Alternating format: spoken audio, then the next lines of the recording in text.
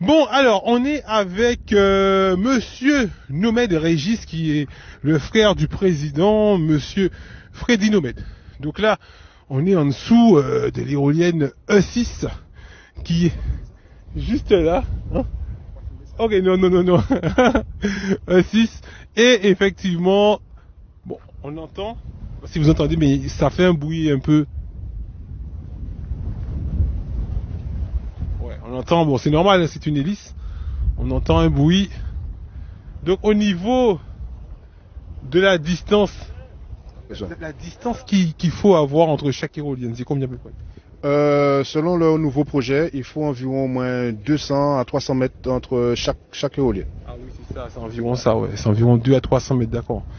2 à 300 mètres. Ce qui veut dire que quand ça va être chez vous, ils vont faire, enfin, quand ça va être chez vous, quand ils espèrent mettre ça chez vous, ça aura effectivement une distance si semblable à ici, en fait. Et effectivement, et on va dire de l'autre côté, là où ils ont l'intention de poser actuellement, il y en a 5 qui vont venir d'un premier temps, et ce sera pratiquement la même configuration hein, qu'ici.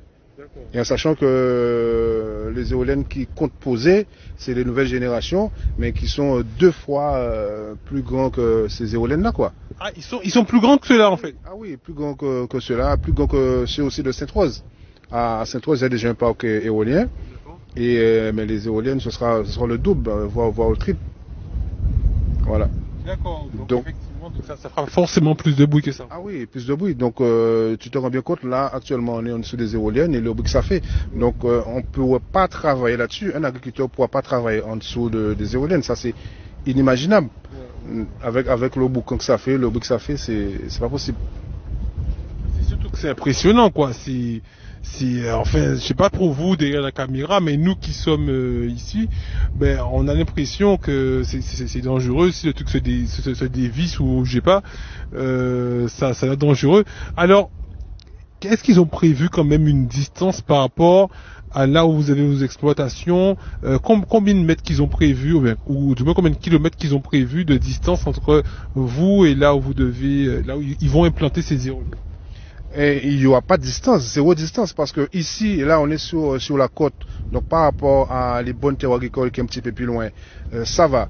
Mais les nouveaux éoliennes qui veulent poser, en sachant que ce sont des terres agricoles de la bonne terre, et c'est là où on cultive, on travaille. Donc, il n'y aura pas de distance. Ce sera 0 km, on sera en dessous, et on ne pourra pas exploiter, on ne pourra pas travailler. D'accord, effectivement. Là, on comprend mieux. J'espère que la population, parce que nous, on travaille pour donner une totale lumière à la population qui puisse comprendre, effectivement. Et là, travailler autour, non, c'est pas possible. C'est pas possible. Donc, comment vous ressentez? Est-ce que c'est le sentiment de sentir qu'on veut vous faire sortir de chez vous? Effectivement, le sentiment qu'on a, mais bon, je peux même pas décrire ça, surtout quand on regarde le comportement de nos élus, le comportement du maire de Petit Canal en question qui défend ce projet-là à bras le corps. Donc je me demande bien, il est de quel côté? Est-ce qu'il est du côté de Total Énergie ou de sa population? Donc c'est frustrant, c'est rageant. Et vu que bon, depuis des générations, depuis tout petit, on est sur ce terrain-là, on fait l'agriculture. Et maintenant qu'ils ont apporté l'irrigation où on peut se diversifier, parce qu'il ne faut pas oublier un Petit Canal quand même, surtout dans la zone de Dado, c'est un bassin canier, je dirais que c'est le plus grand bassin canier de la Grande Terre. Mais bon, on connaît déjà aussi tous les problèmes que la canne rencontre en ce moment. Et on a envie de se diversifier, on a envie de faire autre chose pour pouvoir donner à manger à la population. Surtout que Guadeloupe, il y a un peu qui mange qui connaît. Justement, il va me manger comme là, il y a cycle et nous savons très bien que qui est fait cycle à les sentir nous. Donc il y a diminuer cycle de plus en plus. Donc on pas dit qu'on n'a pas une avenue, il y a une avenue parce que qu'on a dans l'autre dérivé à dedans, mais on ne peut pas faire rien qui compte. Et surtout en Guadeloupe, pour nous planter, manger tout ce qui est un tubercule, donc c'est entier là directement Ikaï. Et nous savons qu'ils genre d'autre côté, si Bastet elle a pollué, il ne peut pas produire tubercule, là il y a faire rien qui banane. Donc nous côté nous t'es là propre, t'es là sain, que nous peut planter directement t'es là. Donc, moi, quand je trouve ça, c'est aberrant que vous ne plantez éolienne dans les ça. Et il ne faut pas oublier que M. Mornal avec Guy Losbao, il était monté au salon d'agriculture à Paris, il y a un an de ça. Et là, il était qu'à, soi-disant, vanter les agriculteurs, vanter les terres de Guadeloupe pour installer les jeunes agriculteurs. Mais en plaçant les jeunes agriculteurs, nous avons ces éoliennes qu'il y a mettre. Donc, il y a 2 poids 2 mesures et même à eux, il y a contredit, quoi. Donc, c'est incompréhensible.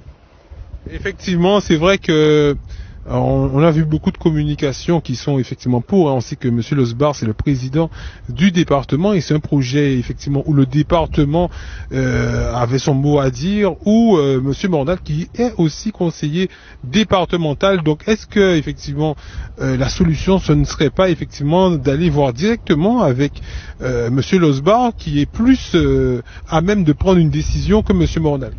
Oui, de toute façon, effectivement, M. Losbao, nous qui cherché, nous qui voyé, parce que nous avons écrit lettre morte, il n'a pas répondre nous, et avec les réseaux sociaux, il y a vrai qu'il a passé, qu'il a fait. Donc, quand nous qui peut dire, il y a le feu à la caserne, on y en passant, un pompier va mettre différents casernes là, et vous pas qu'à présenter en tant que capitaine pour arrêter ça, ou qu'à garder de loin, ou là, ou pas. C'est peut-être parce qu'il est pour. Mais il pour, ben nous on vient entendre quand même. Ou peut être pour, ça nous peut bien comprendre ça. Hein. Si ou pas qu'à réagir, ou Monal qui a fait ça, il voulait, en sachant qu'il est 3e vice-président en charge de l'agriculture et du développement durable. Donc au courant de ce qu'il a fait, il a pensé qu'il ne peut pas prendre des décisions sans vous. Et ou pas manifester, ou pas cacher des droits Monal. Donc M. Losbao, soit nous qui venons chercher, soit nous qui venons voir, ou soit ou pas manifester, et pour nous régler le problème là ça. Donc, alors, juste à côté, on voit une antenne. Alors, qu'est donc cette antenne? Il y a une antenne à côté, là. Alors, est-ce que c'est une antenne qui permet effectivement de faire travailler les trucs? On ne sait pas. Donc, on ne sait pas vraiment. Donc, voilà, les amis. Donc, c'est comme ça, en fait. C'est vrai que c'est des éoliennes qui sont effectivement un peu plus grands que ceux-là. Donc déjà ceux-là, on dirait que les palmes font à peu près une bonne vingtaine de mètres de long. Chaque palme, on imagine effectivement si les autres font au moins 30 mètres, je sais pas, mais en tout cas, c'est vrai que être en dessous, on se sent effectivement on a un sentiment d'insécurité quand on est en dessous. Donc j'imagine eux ne pourront pas travailler en dessous parce qu'on se sent vraiment en insécurité. Après à Midi 9-7+, vous savez qu'on n'a pas peur de l'insécurité, on y est pour vous donner l'information. Est-ce qu'il y aura un message à passer pour la population qui puisse effectivement, parce qu'on sait que peut-être à beaucoup de choses qui se sont faites en Guadeloupe, des décisions qui se sont prises, c'est surtout par rapport à un rapport de force de la population qui se relève, qui se rassemble.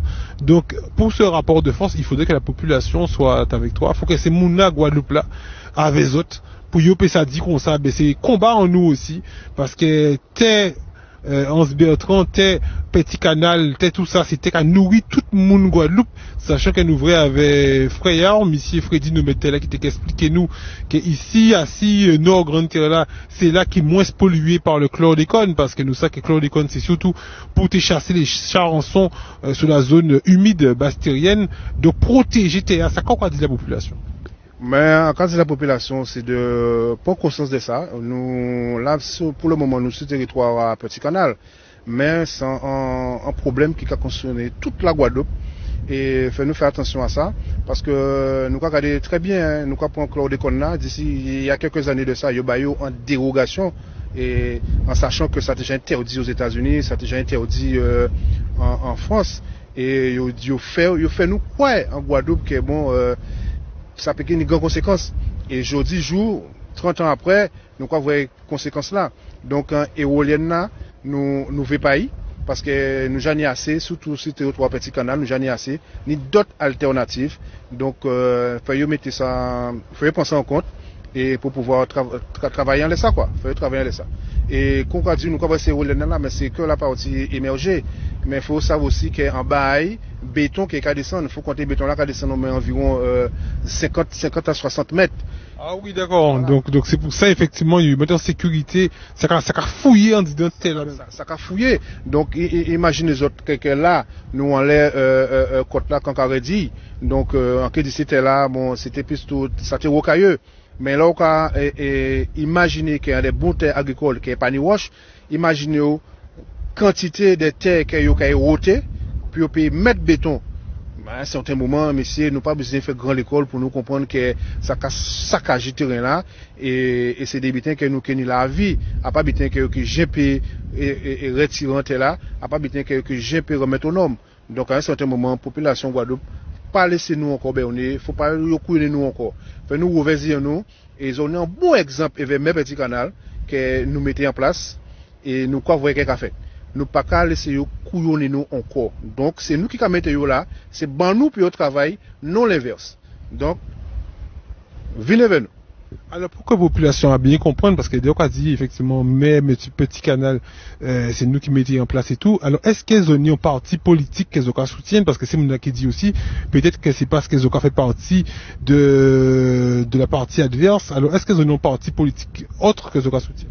Non, ça n'a rien à voir avec la politique. Nous pas un parti politique que nous soutiennent actuellement et nous savons très bien ni des partis politiques qui peut-être envie récupérer mouvement là ça, mais nous faisons comprendre très grand bonnet que pas de question de politique. Là c'est un intérêt de Guadeloupéen, c'est un intérêt de Canadien, donc politique, zéro politique. Donc et nous faisons comprendre très bien aussi tout ça qui vient récupérer ça pour faire politique. Il faut compter avec nous. Maintenant, à pas venir avec belles paroles, faire une promesse et après ça nous que vrai. Non. D'abord, ça nous qu'a fait et c'est nous qui prenons en compte, ça nous qu'a dit autres et c'est nous qui dicte les autres, qu'a pour les autres faire. Mais pour le moment, nous pas dans un parti politique. Ben, merci, monsieur Régis Nomède. Merci de mener nous là pour nous faire le constat pour que la population là aussi, parce que nous, depuis nous, on était effectivement en case, on était gardé, on était dit, oui, mais qu'est-ce que ça a représenté, Tazot, parce que nous aussi à Saint-François, nous ni quelques-uns à la Pointe des Châteaux aussi, nous ni quelques-uns aussi Pointe des Châteaux, mais c'est Tazot là déjà plus costaud qui est nous à Pointe des Châteaux, il y a qu'à imaginer, s'il y a une pigot qui ça, cette dernière génération là, c'est un butin qui paie, faut être très éloigné effectivement des maisons, et c'est pour ça qu'elles ont dit qu'elles sont pas contre. Ils sont pas contre qu'effectivement les éoliennes, c'est une énergie renouvelable effectivement qui pas polluante, mais par contre pas mettre ici des terrains que les autres travaillent, cultiver pour nourrir la Guadeloupe. Est-ce qu'on a un dernier mot à vous pour la population? Mais la population, dernier mot qui peut dire, c'est ouvert, donc faut pas nous les politiciens la même mise dans les tout bitins, parce que nous venons découvrir par rapport au projet à ça. Nous découvrons en lot bitin. Ben, c'est des bitins qu'on ne peut pas dévoiler comme ça, pour pas mettre la partie adverse en les pompistes. Mais on peut rassurer les autres que c'est messieurs qui fait en lot connerie, et vers l'argent contribuable, et vers santé à monde, donc voilà. Donc, restez veillatifs et depuis on a eu l'occasion de dénoncer en bitin, pas peur, dénoncer. Il faut nous faire ces messieurs comprendre aussi que la peur aussi de l'autre côté. Hein. Ce fut un temps, il y avait une grande famille en nous. Bon, à des petites promesses de travail, à des petites promesses d'améliorer Kazao, améliorer un chemin. Il n'y a pas de dire rien. Mais c'est fini ça, c'est fini. Donc, population Guadeloupe, j'attends pour nous lever. J'attends pour nous ouvrir. Voilà.